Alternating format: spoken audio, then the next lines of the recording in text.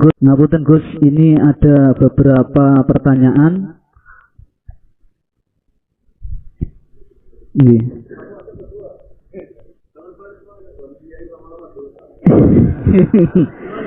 Ini saya hanya membacakan mawon Gus. Ada beberapa pertanyaan yang masuk. Korbannya saya.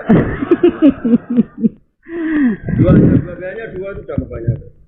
Iya. Dua pertanyaan. Yang pertama dari Ketua DKM Masjid Raudhatul Jannah PLTU Grati Gus. Yang pertama yaitu Allah Subhanahu wa taala berfirman di dalam surat Kahfi ayat 110, "Qul innama ana basyarum mislukum yuha ilayya annama ilahukum ilahu wahid, faman kana yarju liqa'a rabbi falyamal 'amalan shalihan wa la yusyrik bi ibadati rabbih ahada." Yang artinya, katakanlah Muhammad, sesungguhnya aku ini hanya seorang manusia seperti kamu yang telah menerima wahyu bahwa sesungguhnya Tuhan kamu adalah Tuhan yang Maha Esa. Maka barang siapa mengharap pertemuan dengan Tuhannya, maka hendaklah ia mengerjakan kebajikan dan janganlah dia menyekutukan dengan sesuatu pun dalam beribadah kepada Tuhannya. Di sini barang siapa ingin bertemu dengan Tuhannya, maka hendaklah melakukan kebajikan dan jangan menyekutukan dengan sesuatu apapun dalam beribadah. Yang dimaksud di sini bertemu dengan Tuhan itu seperti apa? Orang mati loh. Yang kedua, melakukan amal kebajikan itu seperti apa? Jangan menyentuhkan Tuhan dalam beribadah itu seperti apa? Ini Gus. Satu pertanyaan Gus. Satu pertanyaan ada 3 kategori. Ngapunten Gus. Bismillahirrahmanirrahim.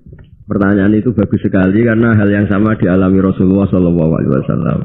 Jadi ketika Nabi ngendikan man ahabba liqa Allah ahabba Allahu liqa'ah wa man kariha liqa Allah kariha Allahu liqa'ah. Jadi terus sahabat tanya, bagaimana itu ya Rasulullah? Wa kulluna yakrahul mauta, katanya.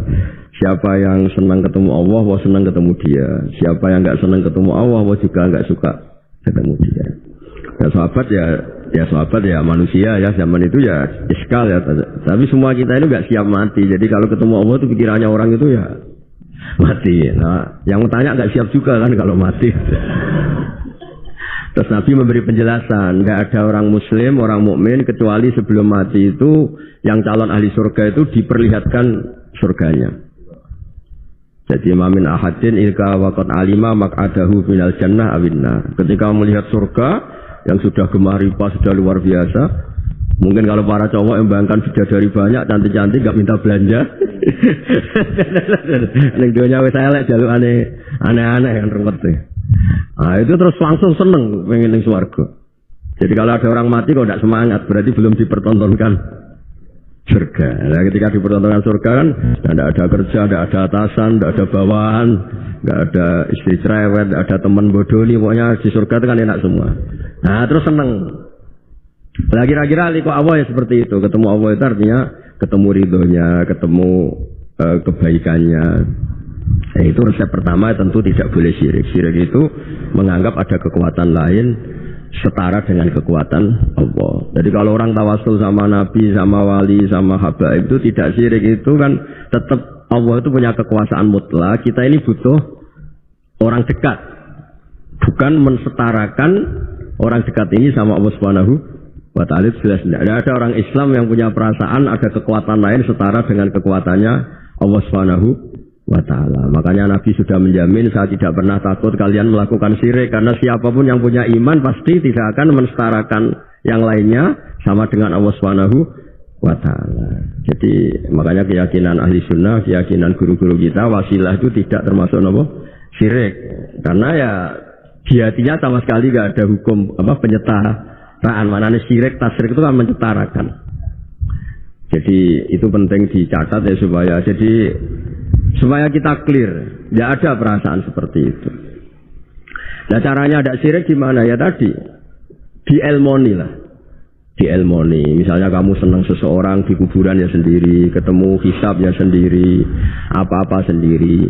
Misalnya kita dicintai banyak orang, ketika di kuburan ya dibiarkan sendiri. Misalnya munamuni seneng Gus Pak, misalnya aku mati baru ditinggal. Nah, ya kan sama aja, baru dipendem gitu. Makanya guyonannya sahabat itu guyon tapi masuk akal itu. Ketika Rasulullah wafat itu semua sahabat dilupakan kali itu Rasulullah sehingga berani mengubur. Lupa semua. Setelah datang pulang semua ketemu Sayyidah Fatimah. Ya Anas, kamu tadi ikut Sora Boso Jawa mengubur Nabi. Terus diingatkan sama Fatimah, kamu teganya, kamu semua mengklaim mencintai Nabi, kenapa taksu alaihi turab? Kenapa kamu menguburkan dengan tanah? Itu semua sahabat nangis semua. Cek teganya kita mencintai, kemudian kita yang mengubur. Tapi sama Allah sama itu dilupakan semua. Kalau nggak dilupakan, nggak ada yang berani ngubur. Ya jadi saya ulang lagi ya, jadi mencintai Allah itu gampang kok, karena Allah baik, reputasinya baik. Makanya masyhur kan Nabi Dawud didawi Allah, Habibni ila ibadi. Itu dicerita di kitab Ihya, di kitab Syauqin. Saya cintakan ke hamba-hambaku. Wa kaifa uhabbibuka ila ibadi.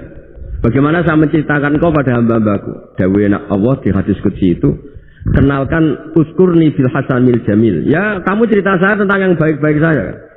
Dikasih bumi. Misalnya saya sendiri kalau bayangkan itu gampang. Kalau saya dikasih rumah Habib Ahmad setahun gratis, saya akan muji beliau orang baik. Padahal hanya setahun dikasih gratis. Kita dikasih bumi Allah itu sampai kita mati, oksigen sampai kita mati, tanpa bayar. Padahal kalau kita di rumah sakit, oksigen 3 hari aja sudah nguras. Ya contoh yang gampang-gampang saja. Gara-gara ada syukur kan tomak kamu. Bayangkan nikmat itu ya punya Alphard, istri 4, neriman semua, rukun semua. Terus yang 3 digota ganti ya gelem semua. Lah gara-gara kaya itu ya. Ya masalah. Padahal kalau kita dikasih rumah orang, Alphard orang gratis itu senengnya. Lah Allah ngasih apa coba? Makanya uskurni bil hasanil jamil. Sudahlah kamu nyebut saya itu yang baik. Fa innahum la yazkuruni ilal jamil, kata Allah di hadis qudsi itu. Mereka ingat saya itu juga yang baik. Baik. Dan makanya ini kan latihan, walakinna wa habbaba ilaikumul iman wa zayyanahu fi qulubikum. Makanya saya dakwah itu ya yang gampang-gampang saja. Ya semuanya Islam itu swarga. Ya memang dawuh Nabi gitu, mangkola lil wa dakhalal jannah. Lah kita gara-gara khawatir dasar hati cilik, mangkola la ilaha illallah gak dakhalal jannah sik. Nak kok ate ngene matine ngene, panjang sekali catatannya.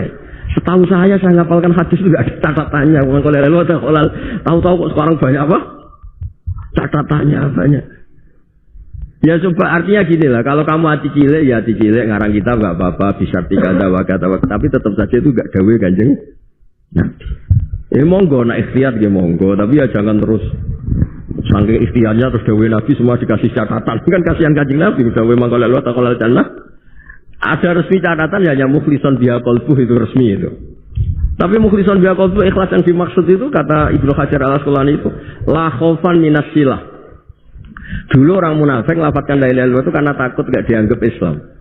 Zaman itu istilahnya khaufan minasilah. Tapi kalau orang Indonesia karena ada ancaman bagi yang tidak Islam, ya hampir pasti ikhlas karena gak ada takut apa coba gitu. Jadi lebih gampang gitu. Ya jadi maksudnya liko Allah begitu. Mesti ikhlas.